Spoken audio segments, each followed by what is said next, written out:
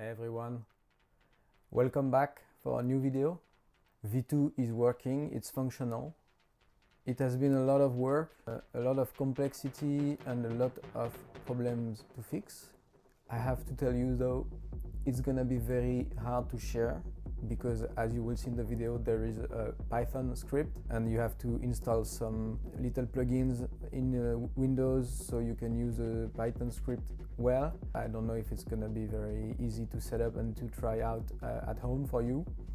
First of all, if you have not seen the first video about the setup, about our user macro variations in the Digitact and Digitone, I recommend you to check it out. In this video, I'm gonna spend a bit more time about how to set up things in BOME, how to set up the MIDI, how to use presets and translators. We'll talk about the rules as well so you can understand more how to build your own setup. We will see also what is the Python script, and so let's go. Let's get right into BOME and into the diggies, and let's explore how it's working. Okay, so here we have it. This is BOME. As you can see, this is mainly three parts. So you have presets here. It's like groups of translators. It's more about regrouping them to have an easier way to navigate and create blocks that work together. Then you have the translator parts here. So translators is where you're gonna set up rules and incoming MIDI and outgoing action to behave so you can get complex MIDI messages. And this is the translator parameters where you can set up everything. Translator options is mainly to give a name and to activate or deactivate something.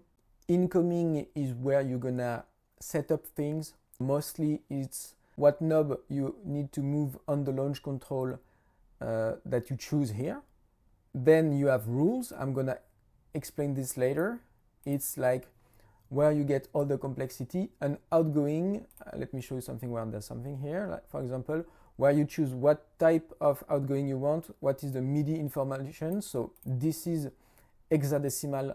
I don't understand it. ChatGPT can translate this very well. And then you have in what MIDI port you want to send it, so to what device you want to send it.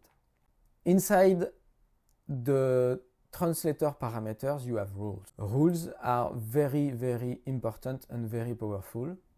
Mostly what I'm using them for is to set up different MIDI outgoing and different rules depending on the situation. Let me give you an example.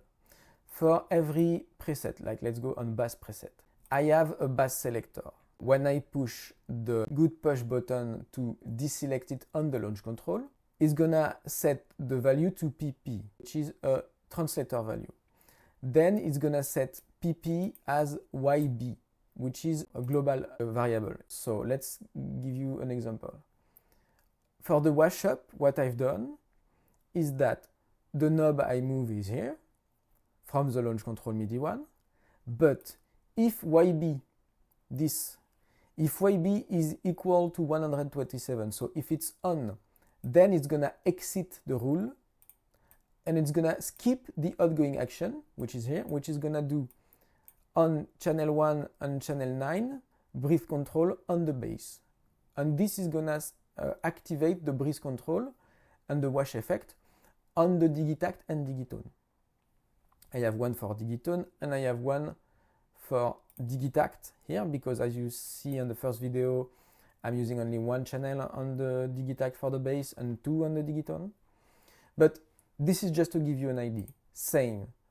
A bit more complex on the reverb size and the reverb high pass filter, low pass filter. What I've done is that every parameter, so reverb size, reverb high pass filter and reverb low pass filter is set to a global variable.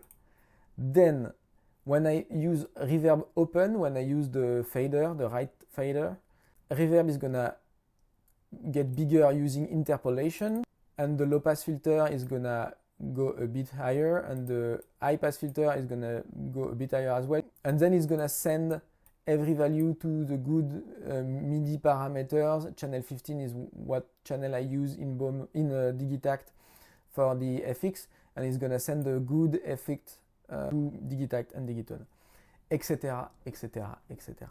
This is mostly how I built the one pattern version. And so all of this, it's the 16 pattern version. For every parameter, for every global variables inside the one pattern version, I had to change and to get a new global variables per pattern.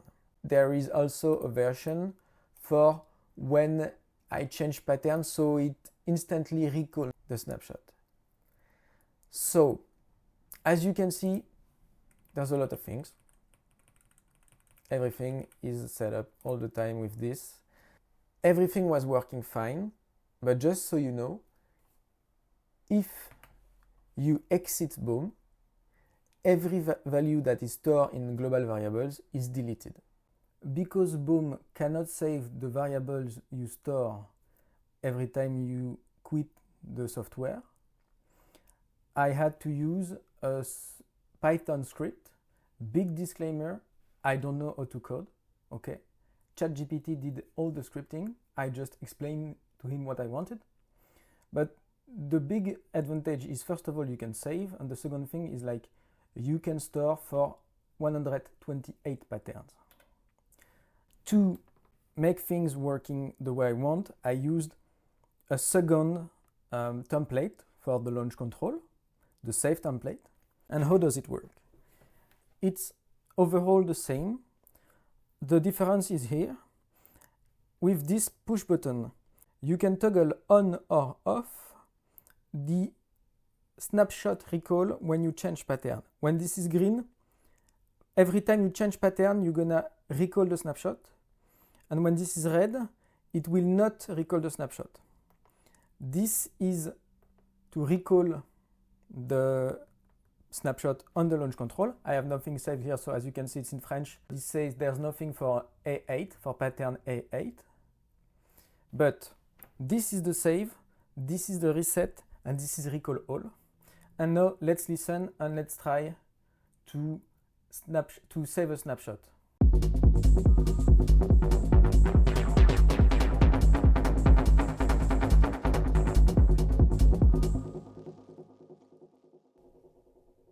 So I have this pattern.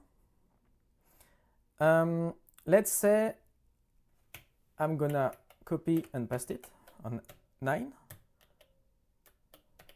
like this. Very important to do it on both. And so, let's say for 8, I want everything default, so I'm not touching anything. And if I save, you have two things. First, it's saying it saved it on A08, and on this little box here, you have every value. So as you can see, my DJ filter, so this one, and my drum filter is 0,127, so it's fully open. There is a bit of filter open on this one, on digitone, but if I don't want it, like, you just retouch it and you resave, and now it's nothing here. And overall, the things are at 0. Now let's go on 9. Let's say for pattern 9, I want some filter on the drums. So I put some filter. I want some sample rate redux as well, like this. And I want a fully open synth. I save it. Now snapshot A9 is stored. With this value you can read here. And now look, if I change the two, on A08, this is on, huh? I can play with it, it's gonna change at 128 steps.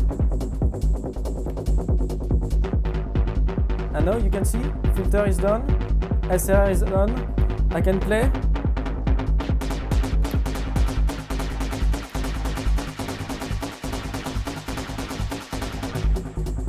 And everything is reset. Kick is not here because it's overriding.